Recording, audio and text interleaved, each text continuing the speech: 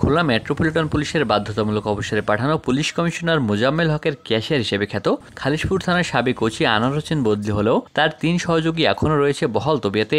এ 3 জন হলেন খালিশপুর থানার second officer Sanjit ও বয়রা ফাঁড়ির ইনচার্জ এসআই রিয়াজ ও এসআই মাসুদ রানা। এই 3 জনের অত্যাচারে বিগত দিনে বিএনপি জামায়াত ও ছাত্র আন্দোলনের নেতাকর্মীদের চরম আতঙ্কের মধ্যে দিন যাপন করতে হয়েছে। এসব রাজনৈতিক কর্মীদের সাথে তারা ছাত্রলীগের মতো আচরণ করতেন। তারা এই ফাঁড়িতে আওয়ামী লীগ বিরোধী লোকদের ধরে এনে দিনের পর দিন আটকে রেখে নির্যাতন করতেন। ফাঁড়িটি আওয়ামী লীগের অস্থায়ী কার্যালয় হিসেবে পরিণত হওয়ার অভিযোগও রয়েছে।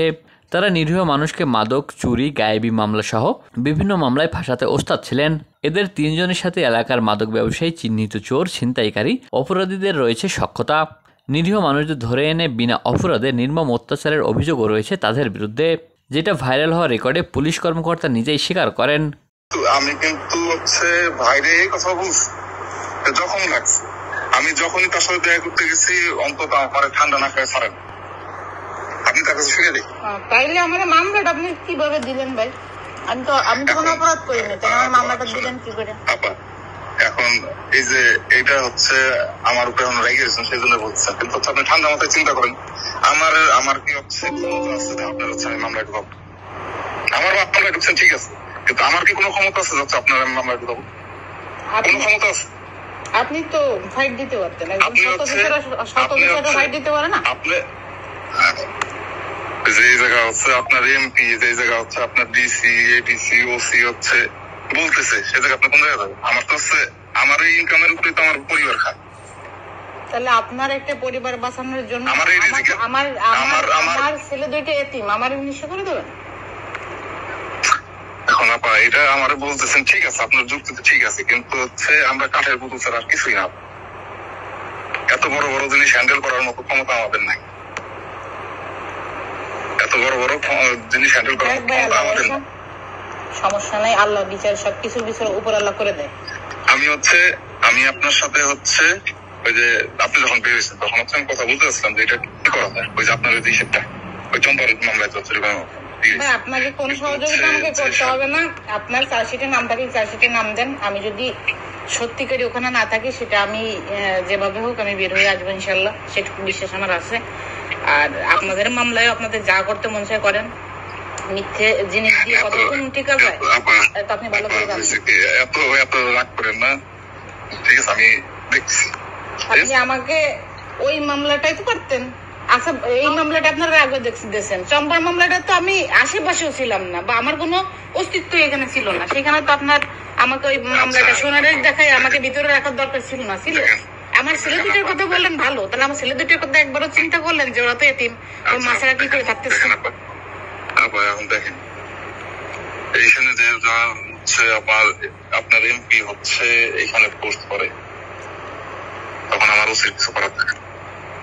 এখন যখন ওসি আমার ফোর্স করে তখন আমার কিছু করার থাকে। ভাই এটা ভুল।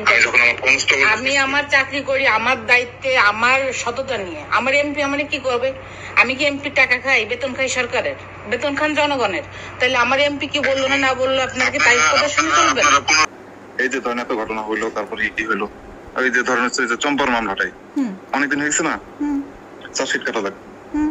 এখন কথা হয়েছে আমি কিন্তু এখন পর্যন্ত সেদিন আমি স্যার বলছি, স্যার এই যে পরে হালিমা পারে ঢুকাইলাম বা ওই যে আরো 2জন মনে হয় এদের কি করবো? এটা তো ছিলই না, এখন এটা কি করবা? এখন বলে কি দাঁড়া আমি কথা বলতে, আমি কিন্তু এটাও বলছি। তারপরে এর আগে সোহেল মামলা দিই, আমি কিন্তু ওইটা এখনো চার্জশিট কাটিনি, কারণ আমি জানি ওই জায়গায় মানিক ছিল আর বাকি 7 জন কিন্তু ছিল না। তাহলে ওইটা আমি কি করবো? কোন ইস্যু আমি কি করবো? চার্জশিট দিব না ফাইন আর কি ওদের বাদ দিব? আর বাদ দিতে গেলে আমি কিভাবে আমি কি করবো? এখন আপনি মনে করেন আমি পুলিশ, আমি আসলে আপনার সাথে হয়তো বা ওসি সারের বা ইশারা ছিল, আমি ফাঁড়ি রাইছি সেই জন্য আমার সব জায়গায় আগে পাঠায়। আমার সাথে আপনাদের সাথে কোনোদিন কোনো খারাপ সম্পর্ক ছিল না, আপনার ওসি সাহেবের ছিল না। আজ পর্যন্ত আমার কোনো কর্মকাণ্ড দেখাইতে পারছেন যে এই কর্মকাণ্ডের সাথে আমি জড়িত? আপনারা যে একজনে আপনারা 10, 12, 15টা অ্যাডভোকেট রাখেন পুলিশ, এত টাকার উৎস কোথায়? আপনার সরকারবাদী মামলায় যে 12 জন অ্যাডভোকেট রাখে, আমার জীবনে আমি কোনোদিন দেখিনি। আমার মতন একজন সামান্য ক্ষুদ্র মানুষের জন্য আপনারা এত টাকা ইনভেস্ট করলেন, কারণটা কি? কত টাকা ইনভেস্ট? এত টাকা ইনভেস্ট করার কারণ এখন হয়েছে কি আমি বলি আপা, কথা হচ্ছে আমি ছোট মানুষ, আপনিও ভালো করে জানেন এই কলকাতার কারণ না। তাইলে আমার এই নিরীহ মানুষকে আপনারা ফাটায় ফাঁসাইছেন কেন? ওই যে এখন হচ্ছে মাঝখানে আমার কথা শোনা লাগতেছে, আমার তো এই জায়গায় চাকরি করা লাগে, যারা করছে তারা তো আর এই জায়গা নেই। না, আমার মান সম্মান, আমার মতো একটা মহিলা মানুষ, আমার হাজবেন্ড নাই, আপনারা দেখেন। তারপরে আবার আমার মামলা তো দিলেন, ওখানে হাজবেন্ডের নাম দিলেন ইবান রে। কেন? ইবান আমার থেকে বয়সে কত ছোট, সে আমাকে আন্টি ডাকে, আপু ডাকে, তার আমি তুই করে কথা বলি, আপনি তার নাম স্বামী হিসেবে কি করে ঢুকাইলেন? না, আপনাদের তো একটা সঠিক পন্থা ছিল যে আমরা ঢুকে হালিমাপার ভিডিও ক্যামেরাটা চেক করি কোন দিকে ঢুকছে। আমার বাসার দিকেও ভিডিও আছে, ওই দিকেও ক্যামেরা হচ্ছে। আমি কখন দেখবো? যখন হচ্ছে আরেকজন একটা ঘটনা বলছে, তখন আমি যখন সত্যতাই করতে যাবো। কিন্তু আমার চোখে তো দেখছি আপা। তো দেখছেন যখন তখন বের করলেন না কেন ভাই? এখন কোন এতগুলো সে কোন জায়গায় পালাইছে আমরা পারি না, এটা দেখেন আপনারা বলছেন এটা হচ্ছে ব্যর্থতা। বাদ দিত আপনি ভাই, আমার প্রশ্নের জবাবটা তো আপনারই দিতে হবে। আমি সাংবাদিক সম্মেলন করি, যাই করি, উত্তরটা তো আপনার কাছের থেকেই পাবো, তাই না? আপনি ধরেন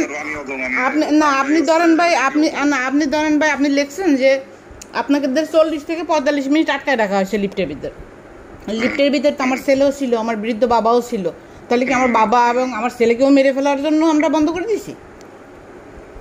লিফট বন্ধ ছিল আপা, কারণ চলে গেলে লিফট যদি বন্ধ হয়ে যায় আর ওভারলোডের কারণে যদি হ্যাং হয়ে যায়, তাহলে ওভারলোডের কারণে হ্যাং হয়ে গেছে, যে কোনো কারণে হইতে পারে। এখন আপনারা দেখেন, আমার ছেলের, আমি ছিলাম না ওখানে উপস্থিত, আমি যা শুনছি যে ওভারলোডের কারণে হ্যাং হয়ে গেছে। এখন ঠিক আছে, একটা আমি মনে করি ইলেকট্রিক জিনিস হ্যাং হইতেই পারে।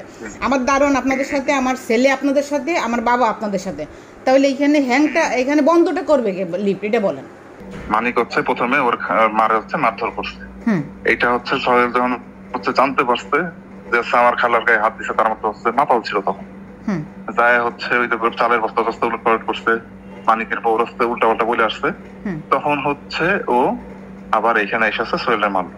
আমি তারপর হচ্ছে ওর ভাইয়ের কাছে জিজ্ঞাসা করলাম যে সোহেল যে আর কি মানিক যে গেল সাথে আর কারা ছিল, বললো 4-5 জন ছিল।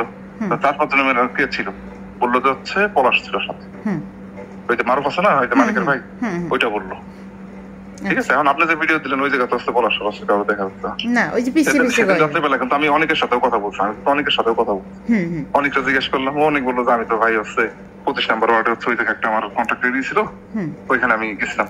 অনেক আসছিল বোধহয় 11টার দিকে, বুঝছেন, এসে আমার বাড়ির সামনে আসছিল, জানতে কি এই এলাকায়। আমি বললাম শুনছি যে ওরা খালাতো ভাইরা নাকি মারামারি করছে। কিন্তু একটা জিনিস দেখেন ভাই, এই যে পলাশ, ফরিদ ভাই, তারপরে হচ্ছে অনিক, এই যে মফিস টফিস, এরা 7 জনের একজনও কিন্তু এলাকায় ছিল না। এখন কথা হয়েছে কি আপা, কথা হচ্ছে জিনিসটা যখন গুলাই যায় তখন সবার উপরে ইম্প্যাক্ট করে, বুঝছেন। কোনো ঘটনা ঘটলেই তদন্ত ছাড়া টাকা খেয়ে মানুষকে হয়রানিমূলক মামলা দেওয়া ছিল তাদের নিত্যদিনের কাজ। নবাগত পুলিশ কমিশনারের সাথে সাংবাদিকবৃন্দ বিভিন্ন পুলিশ কর্মকর্তার বিষয়ে কথা বললে তিনি এ বিষয়ে যথাযথ আইনি ব্যবস্থা নেওয়ার আশ্বাস দেন।